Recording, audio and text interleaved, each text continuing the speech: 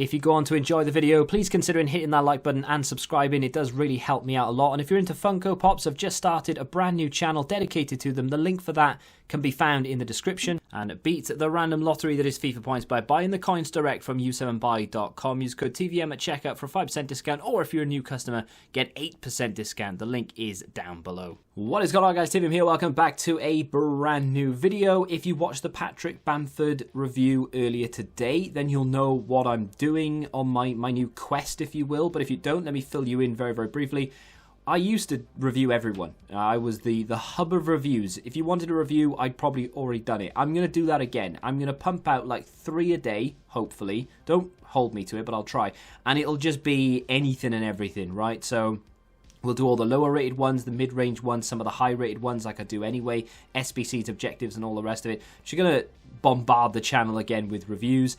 And if you like it, awesome. If you don't, I do apologize. But I'm just going to see if people are interested in that, because that's what the majority of my subscribers are here for, I would assume. Dest has a better card than this, and it's on the market for $350, which is a lot of money, but it is actually a very good card. This is an 81.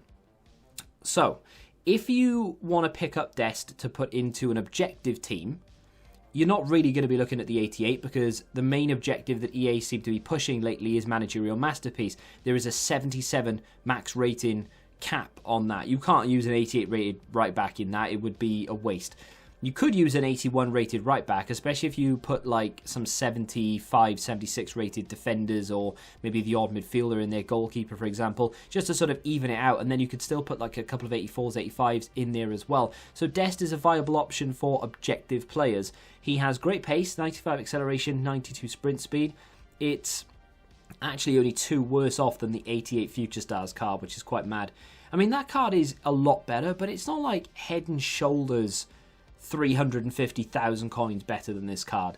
It is, but it isn't, right? It's a weird one. So 5 better shooting. The Future Stars has 5 better shooting, 7 passing, 3 dribbling, 11 defending, and 14 physical. Better than this inform, and it's 7 overall higher. So it's not like a massive world of difference. Of course, like I'm saying, the Future Stars is better, I know that. But 94 agility, he's going to feel very, very quick given the acceleration and the agility. His stamina is very good. His passing can be used in an emergency. High attacking work rate, low defensive is good if you play a 5 at the back. 4-star, 4-star is great.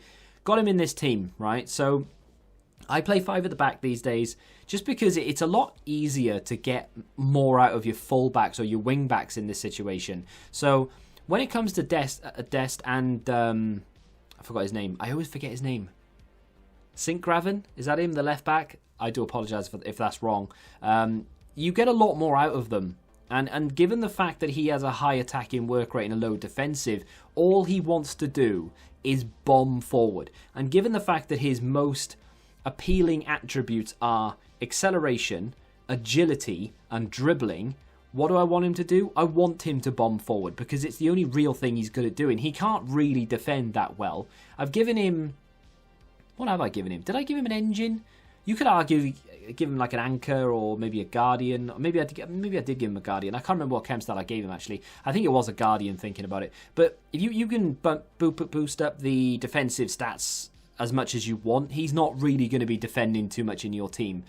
And in terms of defending in this game, you don't really need anyone who can defend. You just need a body in the way. If you watch this clip back from the start to the finish, he makes one of the best runs.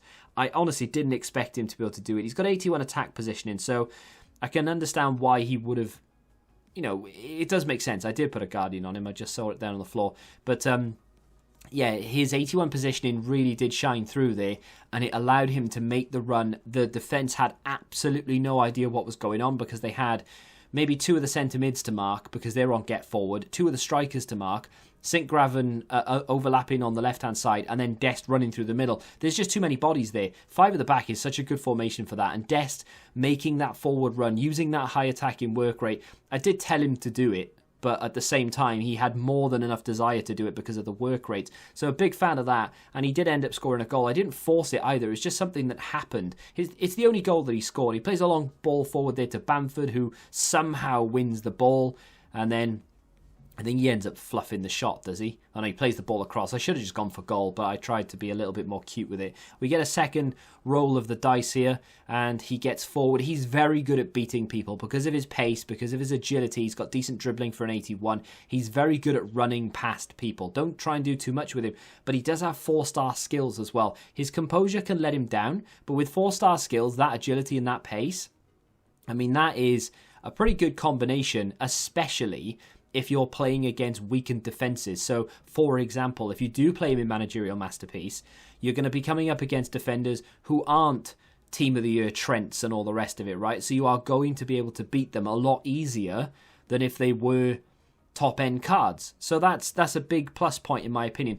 I can't imagine many people are going to go out and buy Dest or pack him and use him in a weekend league team unless they're trying to have a bit of fun and using a weakened team, or they're going into rivals every now and again casually and they're not really that bothered about winning or losing. They just want to play, but they might as well just play in rivals. If you're doing that, fair enough, you may come up against, well, you're definitely going to come against some defenders and attackers who are going to be so much better than Dest. It's just not going to be a good experience for you. But if you go into Managerial Masterpiece, I'd be very surprised if you come up against anyone who is going to be head and shoulders better than Dest and is going to turn him inside out when they're attacking, and you're not going to be able to get past them when you're attacking with Dest. As you can see in the top right, I did mention it in the Banford review, I have changed that fun player section that I didn't really use to objective. So now I'm going to tell you whether I think these are pure objective cards or whether I think that they're competitive cards, and I'm going to rate them overall wise based on which mode I would play them in. So if I was to give this a competitive review, there's no way I would rate him 84 because he's just not going to be that good in comparison to a lot of other players you can pick up for 30, 40,000 coins, right? However, in an objective mode, and the one that EA are pushing being Managerial Masterpiece, I honestly think you can get a lot out of Dest, and I think he's going to be very good in that position against that quality of player. So it does give a different I don't know, it's a different perspective on a review, I guess. And that's one of the reasons why I want to go and review a lot of the lower or mid-range cards, because not everyone plays this game for the same reason. So you could be going into a review thinking, well, yeah, that's good. I'm not going to use him in Weekend League and Rivals, but how is he going to play in objectives? I don't know, because no one's doing reviews of that. So that's what I'm here to try and do anyway. Does have his flaws, strength, composure, defensive work rate. Of course, if you care about that, and if you do play 4 at the back, he's not going to be very good at all, really. And his defensive stats could definitely be higher. Give him a defensive chem style, and if you want to keep him back there, tell him to stay back, and he should listen for the most part. But going forward with this guy is the be-all and end-all. That's what he's good at doing. Don't hinder him. Don't stop him from doing it. Use it. If you've not tried 5 at the back, by the way, 5-3-2, overlapping wing-backs, it's a lot of fun. It's very difficult to defend against as well. Let me know what you think of the card in the comments section down below. Have you used him? Maybe you're going to pick him up or you not. If you have enjoyed this video, do me a favour and hit that like button. Subscribe to the channel if you're new. And until the next time, goodbye.